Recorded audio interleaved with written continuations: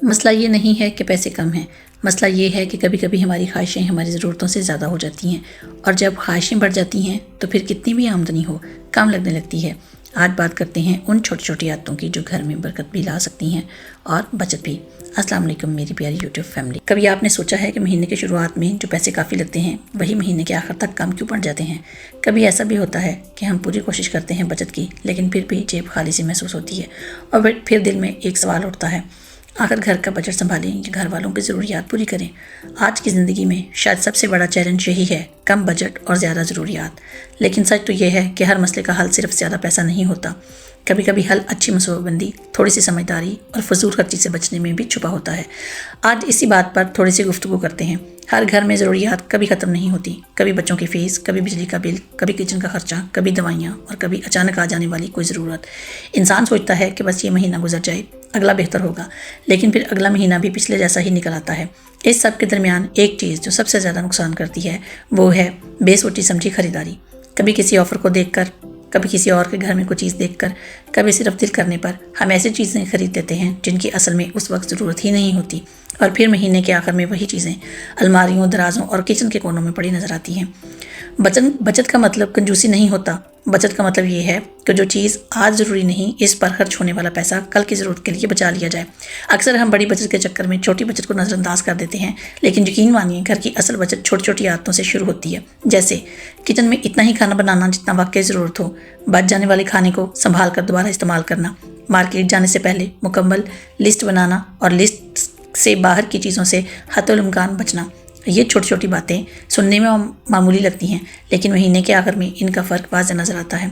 एक और आदत जो हमारे बजट को सबसे ज़्यादा नुकसान पहुंचाती है वो है दूसरों से मुवाजना करना। हम अपनी ज़िंदगी को दूसरों की ज़िंदगी से तोड़ना शुरू कर देते हैं। फ़लाँ के घर में ये चीज़ है, फ़लाँ ने नया फर्नीचर ले लिया, फ़लाँ ने नया मोबाइल ख़रीद लिया, और फिर हम भी सोचने लगते हैं कि हमें भी ये सब ले लेना चाहिए। लेकिन हर घर की कहानी अलग होती है, हर घर की आमदनी अलग होती है, हर घर की जिम्मेदारियाँ अलग होती हैं। इसलिए अपनी चादर देखकर पाँव फैलाना ही असल दानिशमंदी है। आजकल सोशल मीडिया ने खर्च करना बहुत आसान बना दिया है। हर रोज़ कोई नई चीज़, कोई नया फैशन, कोई नई तरकीब, कोई नया सामान। इंसान को महसूस होने लगता है कि शायद इसके पास बहुत कुछ कम है। लेकिन हकीकत ये है कि अक्सर हमारे पास ज़रूरत से ज़्यादा होता है, बस हम इसकी कदर भूल जाते हैं। बचत करने का एक और बेहतरीन तरीका ये है कि घर में मौजूद चीज़ों का मुकम्मल इस्तेमाल किया जाए। कभी किचन के मसाले, कभी फ्रीज़र में रखी हुई अशिया, कभी अलमारी में मौजूद कपड़े।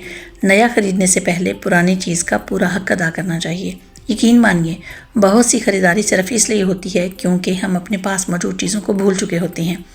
और फिर बात आती है बच्चों की। हर माँ बाप चाहता है कि इसके बच्चों को हर खुशी मिले, लेकिन हर खुशी पैसों से नहीं मिलती।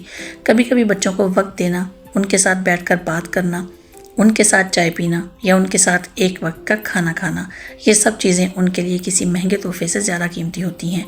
याद रखिए, घर सिर्फ पैसों से नहीं चलता, घर मोहब्बत, सुकून और समझदारी से भी चलता है।